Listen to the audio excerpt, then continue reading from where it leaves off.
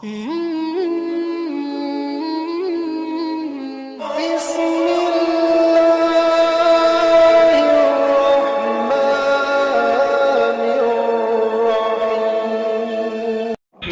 حملہ نکلتا ہے، بریلی کا ہمیشہ پہلے سجادہ نکلتا ہے، رجوع کرنے کی نوبت ہی نہیں آتی قیامت تک، قلم سے مفتی اعظم کے جب فتویٰ نکلتا ہے، زمین پر کیا بتاؤں کتنے سورج ڈوب جاتے ہیں، فلک پر چاند جب تاج الشریعہ کا نکلتا ہے۔ اب مجھے لگ رہا ہے کہ لوگ مجھے کم دیکھ رہے ہیں، بلکہ میرے گلے میں ہاروں کو بہت گھور گھور کے دیکھ رہے ہیں۔ اور یاد رکھیں یہ بھی ایک مقدر کی بات، یہ سب مقدر کی بات ہے۔ ہم زندہ رہیں تو لوگ زندوں پہ ہاتھ چڑھاتے ہیں، ہم مر جائیں تو لوگ ہماری قبروں پہ ہاتھ چڑھاتے ہیں، ورنہ پھول کی حقیقت تو یہ ہے، یہ زندگی زمین کے سینے میں رہ گئی، جنت کنیز بن کے مدینے میں رہ گئی، پھولوں کا حسن حضرت یوسف کو مل گیا، خوشبو میرے نبی کے پسینے میں رہ گئی، خوشبو میرے نبی کے پسینے میں رہ گئی۔ باعث الحاق طاہر رضا رامپوری نبی کی نعت اور منقبت کے اشعار پڑھ رہے تھے تو خدا کی قسم آپ اتنا اچھا سن رہے تھے، اتنا اچھا سن رہے تھے، جتنے بھی ممبر شریف پر بیٹھے ہیں میرا تو دل یہ کہہ رہا تھا کہ ان لوگوں کو سب کو پکڑ کے اپنے گھر لے جاؤں اور گھر لے جا کر کے سب کو ایک کمرے میں بند کر دوں، اور بند کرنے کے بعد آپ کے سامنے میں رہوں، آپ میرے سامنے رہیں، میں نبی کی نام کے شعر پڑھ پڑھ کے مست ہوتا رہوں، تم لوگ نبی کی نام سن سن کر مست ہو کر سبحان اللہ کہتے رہیں۔ آپ کی محبت دیکھ کر اتنا ہی کہوں گا کہ جام پر جام پینے سے کیا فائدہ، رات بھر پیو گے صبح کو اتر جائے گی، دیار نبی کی صرف 2 بوند پی لو تو زندگی نشے میں گزر جائے گی، دیار نبی کی صرف 2 بوند پی لو تو زندگی نشے میں گزر جائے گی۔ طاہر رضا رامپوری نے پڑھا ہے یہ میرے کمان کا پہلا تیر تھا جو جا کر کے نشانے پہ لگا ہے، مگر آپ کو معلوم ہے ابھی میں نے ایک پھول سے لہجے کو سنبھال کر کے رکھا ہے جو سلیم رضا پیلی بھیتی کی شکل میں موجود ہے۔ آپ کو معلوم ہے ان کو روک کے کیوں رکھا ہے، کیونکہ میں بھی ایک انسان ہوں، میرا بھی آنا جانا لگا رہتا ہے۔ آپ کا علاقے کے لوگ اتنے چالاک لوگ ہیں، اتنے چالاک لوگ ہیں، اگر شورا کو پہلے پڑھوا دیا جائے تو ڈر اس بات کا ہے کئی لوگ بھاگ نہ جائیں، اس لیے ان کو روک کر کے رکھا ہے۔ بس تھوڑی دیر تقریر سنیں گے، اس کے بعد سلیم رضا آپ سے ملاقات کریں گے۔ وہیں پر ملک ہندوستان کی وہ عظیم نوجوان شخصیت خطیب ملت ناشر مسلک اعلیٰ حضرت علامہ قاری غلام وارث صاحب قبلہ وہ بھی ممبر شریف پر تشریف فرما ہے۔ یہ تمام تر لوگ بیٹھے ہیں۔ طاہر بھائی نے میرے پیر تاج الشریعہ کے حوالے سے شعر کہے تھے، میں زیادہ شعر تو نہیں کہوں گا، بس 4 مصرے کہوں گا، اگر آپ کو اچھے لگے تو سبحان اللہ ضرور کہیے گا۔ یہ 4 مصرے میں اپنے بھیجے سے نکال کر آپ کے بھیجے تک بھیجنے کی کوشش کر رہا ہوں، اگر آپ کا بھیجا قبول کرے تو اپنے بھیجے میں رکھ لینا، اگر آپ کا بھیجا قبول نہ کرے تو اپنے بھیجے سے نکال کر میرے بھیجے تک بھیجنے کی کوشش کرنا۔ کل دوسرے جلسے میں دوسرے سامعین کے بھیجے تک بھیجنے کی میں کوشش کروں گا، تو کیا آپ سبحان اللہ کی آواز میرے بھیجے تک بھیج سکتے ہیں؟ اگر بھیج سکتے ہیں تو ہاتھ اٹھا کر کہیں سبحان اللہ، اور دل سے کہہ دیں یا رسول اللہ۔ اب شعر کیسے نوازنا ہے طریقے کو دیکھ لے، مفتی سلیمان صاحب کیسے نوازنا ہے طریقے کو دیکھ لے، تو بھی کسی فقیر کے کاسے کو دیکھ لے، تو چاہتا ہے چاند کو دیکھوں زمین پر تو سن احمد رضا کے لاڈلے بیٹے کو دیکھ لے، تو چاہتا ہے چاند کو دیکھوں زمین پر تو سن احمد رضا کے لاڈلے بیٹے کو دیکھ لے۔ میرے پیر تاج الشریعہ کو زمانہ فخر اظہر کہتا ہے، میں پوری دنیا سے کہتا ہوں دنیا کے لوگوں فخر اظہر کہنے کے ساتھ ساتھ جو جملہ آگے میں بتا رہا ہوں وہ جملہ بھی کہنا چاہیے۔ سنیوں کی شان ہے اختر رضا خان قادری، سنیوں کی شان ہے اختر رضا خان قادری، وقت کے نعمان ہے اختر رضا خان قادری، فخر اظہر کے علاوہ یہ بھی کہنا چاہیے فخر ہندوستان ہے اختر رضا خان قادری، فخر اظہر کے علاوہ یہ بھی کہنا چاہیے فخر ہندوستان ہے اختر رضا خان قادری، فخر ہندوستان ہے اختر رضا خان قادری۔ جن لوگوں نے تاج الشریعہ کو دیکھا ہے خدا کی قسم جملہ کہنے لگا ہوں، میرے پیر تاج الشریعہ کو اللہ نے اس حسن سے نوازا تھا، اندھیرے میں کھڑے ہو جاتے تھے تو لگتا تھا کہ چودھری کا چاند نکل آیا ہو، اسی لیے ہم کہتے ہیں میرے دل کی مکڑیوں نے اپنا جالا بن لیا، نام نامی جب میرے اختر رضا کا سن لیا، ساری دنیا جانتی ہے غسل کعبہ کے لیے میرے مولا نے میرے اختر رضا کو چن لیا، ساری دنیا جانتی ہے غسل کعبہ کے لیے میرے مولا نے میرے اختر رضا کو چن لیا. فاروق بھائی آ گئے تو لگے ہاتھ یہ بھی شعر سن لے ذرا تاج الشریعہ کی محبت میں ہاتھ اٹھا کر کہیں سبحان اللہ اور زندہ دلی کے ساتھ کہیں یا رسول اللہ. کہ غوث الورا کے نازش انور چلے گئے, غوث الورا کے نازش انور چلے گئے, خواجہ پیا کے دلبروں دلبر چلے گئے, مکے میں جا کے کرتے ہیں سب کعبے کا طواف. اختر رضا تو کعبے کے اندر چلے گئے, مکے میں جا کے کرتے ہیں سب کعبے کا طواف. اختر رضا تو کعبے کے اندر چلے گئے. خدا کی قسم اس علاقے کے لوگوں نے مجھے بہت انعام دیا سلیم بھائی, بہت انعام دیا ہے. اگر دکھا دوں گا نا تو آپ بھی کہیں گے ناظموں کو اتنا انعام کہاں ملتا ہے. سچی بات بتا دوں, نظامت کرنے والوں کے شعر لوگوں کے سروں سے گزرتے ہیں اور شعراء کے شعر بالکل دل پر اٹیک کرتے ہیں. مگر میں اتنا ضرور جانتا ہوں آپ نے اوقات سے کہیں زیادہ نوازا ہے. کبھی کبھی ایسا بھی ہوتا میرا کھاتا بھی نہیں کھلتا, ایسے ہی خالی ہاتھ گھر چلا جاتا ہوں. مگر اللہ کا شکر ہے آپ نے تو کھاتا کیا بلکہ شتک پہ شتک لگا دیے. ورنہ کہیں کہیں یہی کہنا پڑتا ہے کہ دیوانگی میں کم نہ تھی کچھ اپنی جستجو, ہم بے وفا جہاں میں وفا ڈھونڈتے رہے, محرومیوں کے دور میں کن حسرتوں کے ساتھ ہم آلو کی بریانی میں بوٹی ڈھونڈتے رہے. مگر اللہ کا شکر ہے آپ نے نواز دیا. اور سلیم بھائی مفتی صاحب میں توجہ چاہوں, یہ پیسے کی حیثیت کیا ہے آج کے جلسے میں تمام کمیٹی والوں نے بتا دیا, اس علاقے کے لوگوں نے جلسے میں آ کر کے پوری دنیا کو بتا دیا. سن لو, جتنے ڈالر میں بکا کرتے ہیں یہ دین فروش اتنا ہم نام محمد پہ لٹا دیتے ہیں. جتنے ڈالر میں بکا کرتے ہیں یہ دین فروش اتنا ہم نام محمد پہ لٹا دیتے ہیں. اور جتنے پیسوں میں بنا کرتے ہیں ذاکر نائک اتنا ہم میلاد کے جھنڈوں میں لگا دیتے ہیں. جتنے پیسوں میں بنا کرتے ہیں ذاکر نائک اتنا ہم میلاد کے جھنڈوں میں لگا دیتے ہیں, اتنا ہم میلاد کے جھنڈوں میں لگا دیتے ہیں,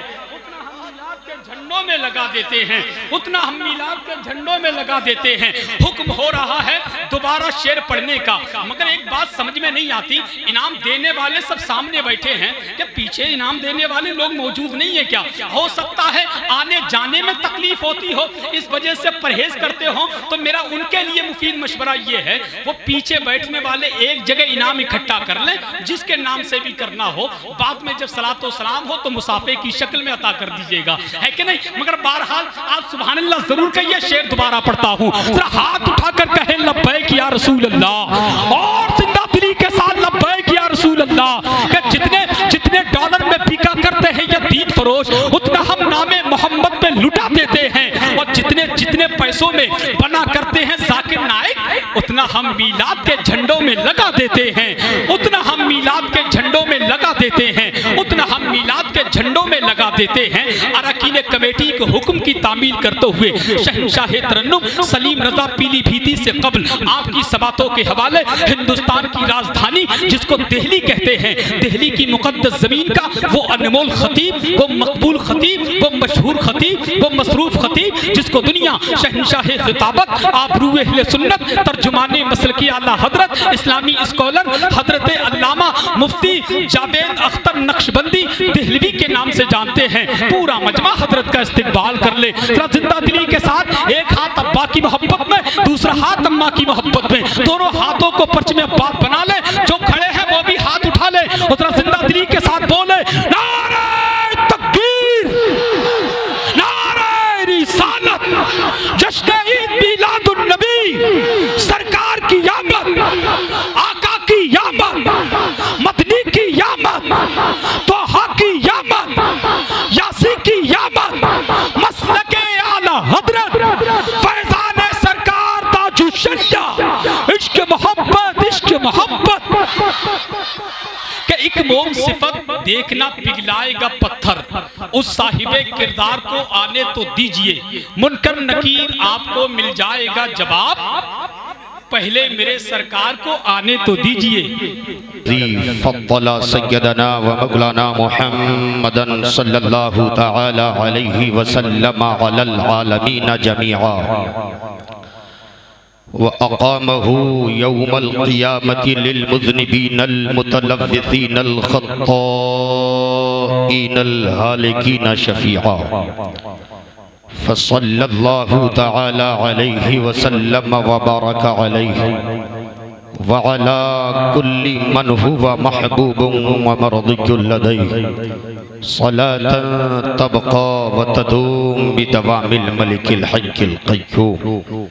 أما بعد فأعوذ بالله من الشيطان الرجيم. بسم الله الرحمن الرحيم. إن الدين عند الله الإسلام. آمنت بالله صدق الله العظيم وصدق رسوله النبي الأمين الكريم ونحن على ذلك لمن الشاهدين والشاكرين والحمد لله رب العالمين. بارگاہ مصطفیٰ علیہ التحیت و ثنا میں جھوم جھوم کر درود پاک کا نذرانہ پیش کریں. بلند آواز سے پڑھیں اللہم صلی علی سیدنا و سیدنا و مولانا محمد طب القلوب و دوائها و عافیت الابدان و شفائها و نور الابصار و ضیائها و آلہ و اصحابہ دائما ابدا. دو تین شعر پیش خدمت ہیں، ملاحظہ فرمائیں کہ کب گناہوں سے کنارہ میں کروں گا یا رب، کب گناہوں سے کنارہ میں کروں گا یا رب، کب گناہوں سے کنارہ میں کروں گا یا رب، کب گناہوں سے کنارہ میں کروں گا یا رب، نیک کب اے میرے اللہ میں بنوں گا یا رب، نیک کب اے میرے. ماشاءاللہ یہ میری خوش نصیبی ہے کہ شاعر ہندوستان سے بھی جو ہے تحفہ دیا جا رہا ہے. سبھی حضرات اپنے ہاتھوں کو اٹھا کر کہتے ہیں یا رسول اللہ. کہ کب گناہوں کے مرض سے میں شفا پاؤں گا، کب گناہوں کے مرض سے میں شفا پاؤں گا، کب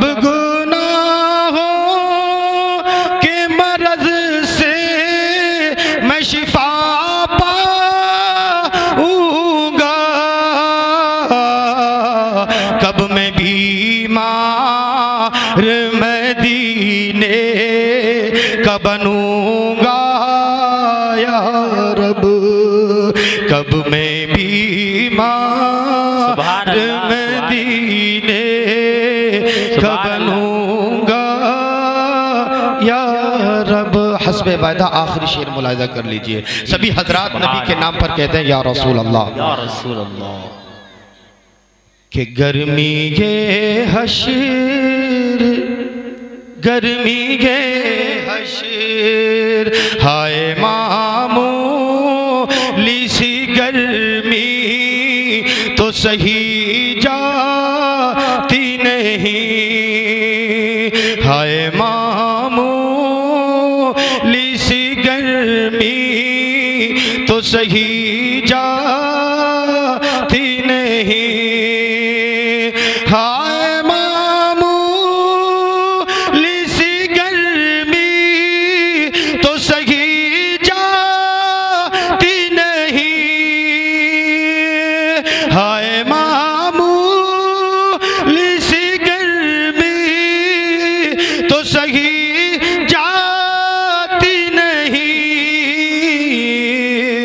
گرمی حشر کو میں کیسے سہوں گا یا رب، گرمی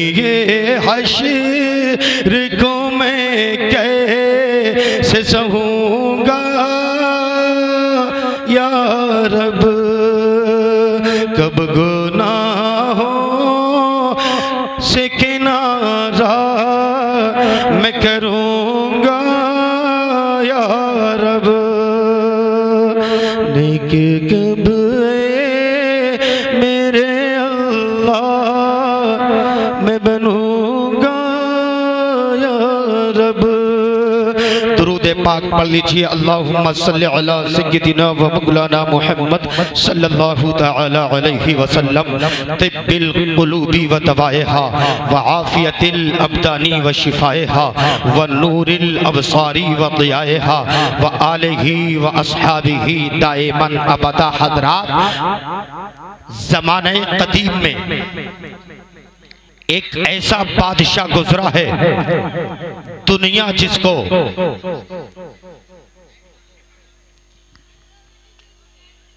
ابن حمال حمیری کے نام سے یاد کرتی ہے، اور یہ ابن حمال حمیری پیغمبر اسلام محمد عربی صلی اللہ تعالی علیہ وسلم کی ولادت طیبہ سے 1000 سال پہلے گزرا ہے۔ یہ ایسا بادشاہ تھا، اس کی حکومت اتنی طویل تھی، پورب سے لے کر پچھم تک، اتر سے لے کر دکن تک، پوری دنیا میں اس کی سلطنت کا ڈنکا بجتا تھا۔ پوری دنیا کے اندر اس کی سلطنت کی شہرت تھی، پوری دنیا کے اندر اس کی سلطنت کا نام لیا جاتا تھا۔ یہ ابن حمال حمیری جب سفر کے ارادے سے نکلتا تھا تو اس کے ساتھ میں لشکر جرار ہوتا تھا۔ تاریخ میں آتا ہے کہ 1,33,000 سوار اس کے ساتھ چلتے تھے، اور 1,13,000 پیدل چلنے والے اس کے ساتھ چلتے تھے، اور تقریباً 4,000 کی تعداد میں علماء و حکماء اس کے ساتھ چلتے تھے۔ یہ لشکر جرار لے کر جب اپنے گھر سے نکلتا تھا، بڑی شان و شوکت کے ساتھ نکلتا تھا، بڑی آن بان کے ساتھ نکلتا تھا۔ تاریخ میں ایسے جملے میں آپ کو سنا رہا ہوں جو آج بھی آغوش نے اپنے سینے میں لے رکھے ہیں، آج بھی تاریخ نے اپنی آغوش محبت میں لے رکھے ہیں۔ جب یہ لشکر جرار نکلتا تھا تو اس کی شان و شوکت کا معاملہ بڑا عجیب ہوتا تھا۔ جب اس کے لشکر کو دنیا والے دیکھتے تھے تو حیرت و استعجاب میں ڈوب جاتے تھے، حیرت و استعجاب میں مستغرق ہو جاتے تھے۔ ایک مرتبہ یہ لشکر جرار لے کر جب اپنے گھر سے نکلا، سیر و تفریح کرتا ہوا تو مکہ المکرمہ کی سرزمین پر پہنچا۔ مکہ المکرمہ کی سرزمین پر اس نے اپنے لشکر جرار کے خیمے نصب کر دیے، اور اہل مکہ کو جب پتا چلا کہ تبع ابن حمال حمیری اپنے لشکر جرار کے ساتھ مکہ المکرمہ کی سرزمین پر خیمہ زن ہو گیا ہے، خیمے نصب کر لیے ہیں، تو اہل مکہ نے اس کی طرف نظر التفات نہ کی۔ اور جب تبع ابن حمال حمیری کی طرف اہل مکہ نے نظر التفات نہ کی تو اپنے وقت کا بادشاہ، اتنی بڑی سلطنت کا مالک غیظ و غضب میں ڈوب گیا، اور غیظ و غضب میں ڈوبنے کے بعد اللہ کے مقدس گھر جس کو خانہ کعبہ کہتے ہیں، جس کو اللہ کا مقدس گھر کہتے ہیں، جس کو کعبۃ اللہ کہتے ہیں، زادہ اللہ شرف و تعظیمہ کے نام سے جس کو یاد کیا جاتا ہے، اللہ کے مقدس گھر کے تعلق سے اس جو ہے تبع ابن حمال حمیری نے ناپاک ارادہ کیا۔ وہ ناپاک ارادہ کیا تھا؟ اس نے یہ سوچا کہ اہل مکہ نے میری طرف نظر التفات نہیں کی ہے تو میں خانہ کعبہ کے در و دیوار کو منہدم کر دوں گا، میں خانہ کعبہ کے در و دیوار کو مسمار کر دوں گا۔ مگر آپ جانتے ہیں، میں بھی جانتا ہوں، ہر اہل ایمان جانتا ہے کہ کعبہ معظمہ کسی کے باپ کی جاگیر نہیں ہے، کسی کے گھر کی وراثت نہیں ہے، کسی کے باپ کی وراثت نہیں ہے۔ ارے خانہ کعبہ تو اللہ کا مقدس گھر ہے، اس کے تقدس کو پامال کرنے کے لیے زمانہ قدیم میں ان گنت بے شمار لوگوں نے ناپاک حملے کیے۔ مگر تاریخ اٹھا کر دیکھیے کہ آج کی تاریخ میں ان کے نام و نشان نہیں ملتے، مگر یہ تبع ابن حمال حمیری ہے، اس نے کعبۃ اللہ کی طرف جو ہے ناپاک ارادہ کیا، اور جیسے ہی اس نے اللہ کے مقدس گھر کو ڈالنے کا ارادہ کیا، اللہ کی طرف سے اس پر ایسا قہر نازل ہوا کہ اسی وقت اس کی ناک سے خون بہنے لگا، اس کے کانوں سے خون بہنے لگا، اس کے منہ سے خون بہنے لگا، اور اتنا بہا کہ اس کی عفونت سر پہ چڑھ گئی، اس کی بدبو سے یہ گھبرا گیا، درد سے کرہنے لگا، درد میں مبتلا ہو گیا، پریشان ہو گیا۔ اب حکماء کو بلایا جاتا ہے، حکماء آتے ہیں، اطباء آتے ہیں، اس کا علاج کرتے ہیں، مگر شفا نہیں ملتی۔ 1000 نہیں بلکہ ہزاروں کی تعداد میں حکماء و اطباء کو بلایا گیا، سب نے اپنے فن کے مطابق اس کا علاج کیا، مگر اس کو شفا نہ ملی۔ آخر میں اس کا وزیر اس کے پاس آتا ہے، اور آنے کے بعد جو ہے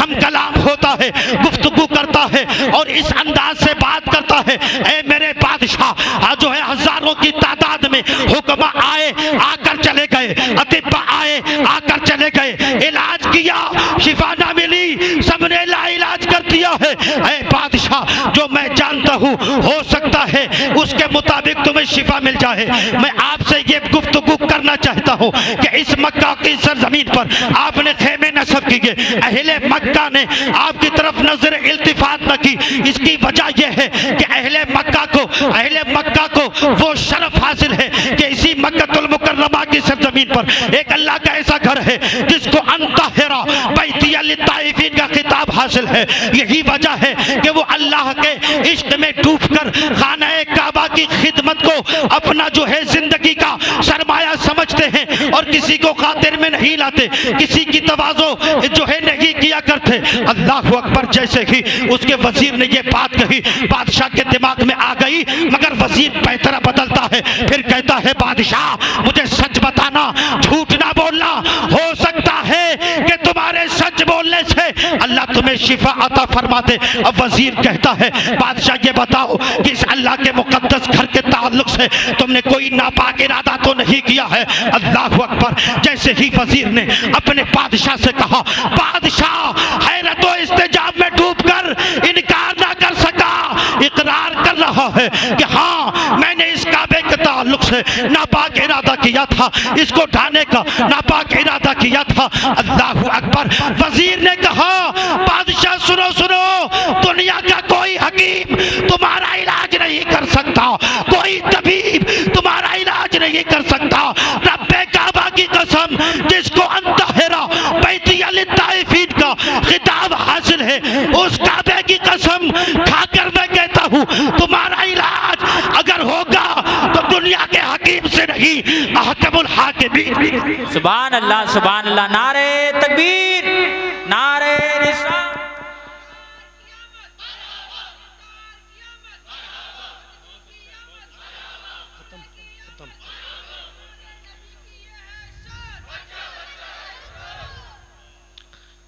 کہ اگر تمہیں شفا مل سکتی ہے تو دنیا کے حکیم سے نہیں، دنیا کے طبیب سے نہیں، بلکہ حاکموں کے حاکم سے، جس کو احکم الحاکمین کہتے ہیں۔ اللہ اکبر، کائنات کے ذرے ذرے کا جو خالق و مالک ہے اس کی طرف سے شفا ملے گی، مگر شرط یہ ہے کہ تم اس ناپاک ارادے سے سچی توبہ کر لو۔ اے میری قوم کے نوجوانوں، تاریخ اٹھا کر دیکھو، جب تبع ابن حمال حمیری نے عرب کی سنگلاخ اور پتریلی زمین پر اپنے ناپاک ارادے سے توبہ کی تھی، اسی وقت اللہ نے اس کو شفا کامل عطا فرمائی۔ اسی وقت اللہ نے